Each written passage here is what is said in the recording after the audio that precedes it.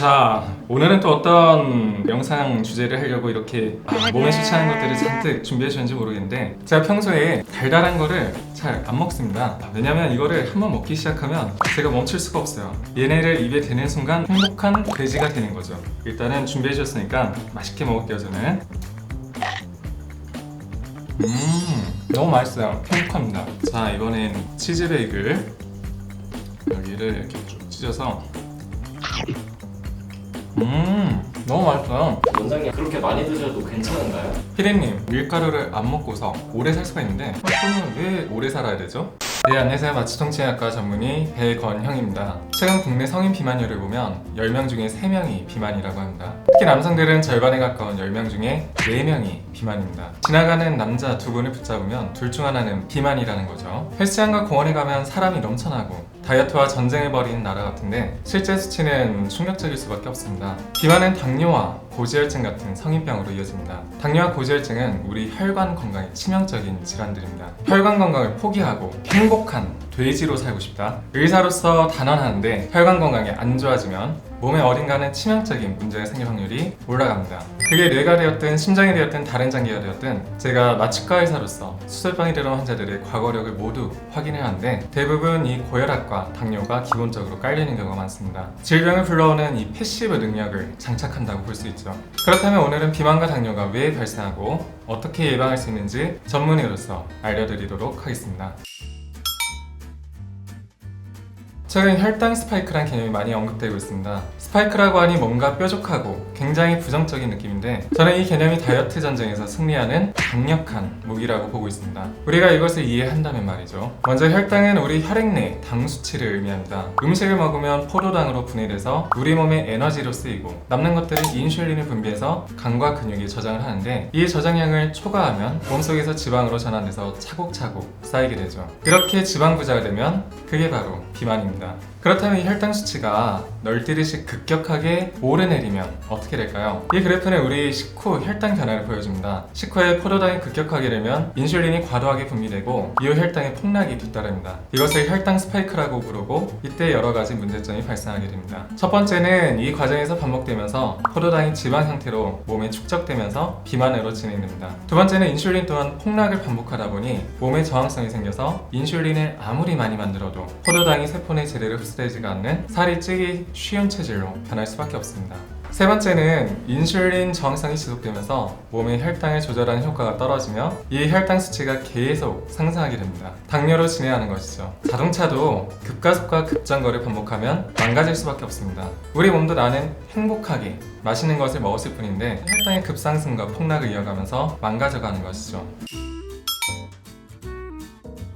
앞서 혈당 스파이크의 이해가 다이어트와의 전쟁에서 승리하기 위한 중요한 키라고 말씀드렸습니다. 혈당 스파이크로 혈당이 폭락될 때 우리 몸은 어떨까요? 혈당이 떨어지면 에너지가 떨어졌다 느끼고 더 많은 탄수화물과 설탕을 갈망하게 됩니다. 배고픔 호르몬으로 알려진 그렐린도 증가하고 스트레스 호르몬인 코르티솔까지 연쇄 반응으로 유도해서 짜증나고 충동적인 상태가 됩니다. 갈망과 충동을 오가면서 폭식이 이어지고 혈당 스파이크 주기가 계속되면서 결국 다이어트와의 전쟁에서 패배를 하게 됩니다. 그렇다면 우리는 혈당을 완만하게 유지하기 위한 전략을 세워야 합니다. 단순히 우리의 의지 문제가 아니라 공복감과 음식에 대한 갈망이 발생되는 것을 피해야 하죠. 첫 번째로 가장 중요한 것은 역시 음식을 신중히 선택하는 것입니다. 음식을 선택할 때 전체 칼로리를 참고하는 분들이 많은데 이것보다는 혈당 지수를 참고해야 됩니다. 혈당 지수는 음식을 먹으면 혈당이 얼마나 빠르게 오르냐를 결정하는 수치인데 이 그림처럼 같은 칼로리를 지니고도 우리 몸의 혈당을 급격하게 변화시키는 음식이 있는가 하면 완만한 변화를 주는 음식들도 있습니다. 빵,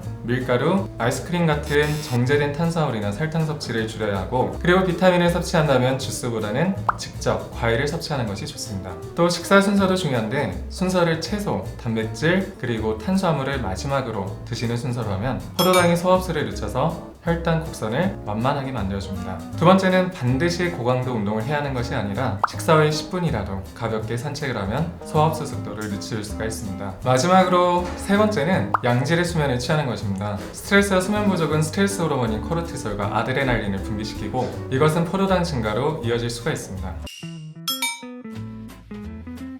혈당 스파이크는 당뇨병 환자뿐만 아니라 일반인들에게도 건강에 해로운 영향을 미칠 수 있으니 주의해야 하는데요. 그럼 혈당 스파이크를 유발할 수 있는 음식 딱 5가지만 알려드리도록 하겠습니다. 첫 번째로는 설탕이 첨가된 음료입니다. 탄산음료, 스포츠 드링크, 에너지 음료 등은 당 함량이 매우 높아서 혈당을 급격하게 올릴 수가 있습니다. 이런 음료는 빠르게 흡수돼서 혈당을 급상승시키기 때문에 가능하면 물이나 무가당 음료로 대체하는 것이 좋습니다. 두 번째는 화이트 브레드와 같은 정제된 곡물입니다. 흰빵, 흰쌀, 흰밀가루로 만든 음식들은 섬유질이 적어서 소화가 빠르게 돼서 혈당을 급격하게 올립니다. 통곡물로 만든 빵이나 현미를 선택하는 것이 혈당 관리에 더 도움을 줄 수가 있습니다. 세 번째는 패스트푸드입니다. 햄버거, 피자, 감자튀김 같은 패스트푸드에는 고탄수화물, 고지방, 그리고 고당분이 포함되어 있어서 혈당을 급격하게 올릴 수가 있습니다. 또한 이런 음식들은 열량이 높아서 비만의 원인이 되기도 합니다. 가급적 신선한 재료로 만든 음식을 섭취하는 것이 좋습니다. 네 번째는 과일 주스입니다. 과일은 건강에 좋지만 과일 주스는 과일의 섬유질이 제거되고 당분만 농축되어 있어서 혈당을 급격하게 올릴 수가 있습니다. 과일을 직접 먹는 것이 더 건강하며 과일 주스를 마실 때는 100% 과일 주스를 선택하고 섭취를 조절하는 것이 좋습니다. 마지막으로 5번째는 달콤한 간식입니다. 케이크나 쿠키, 도넛 등과 같은 달콤한 간식들은 이 당 함량이 매우 높아서 혈당을 급격하게 올립니다. 이런 간식들은 가끔 즐기더라도 소량만 섭취하는 것이 좋습니다. 과일이나 견과류 같은 건강한 간식으로 대체를 해보세요.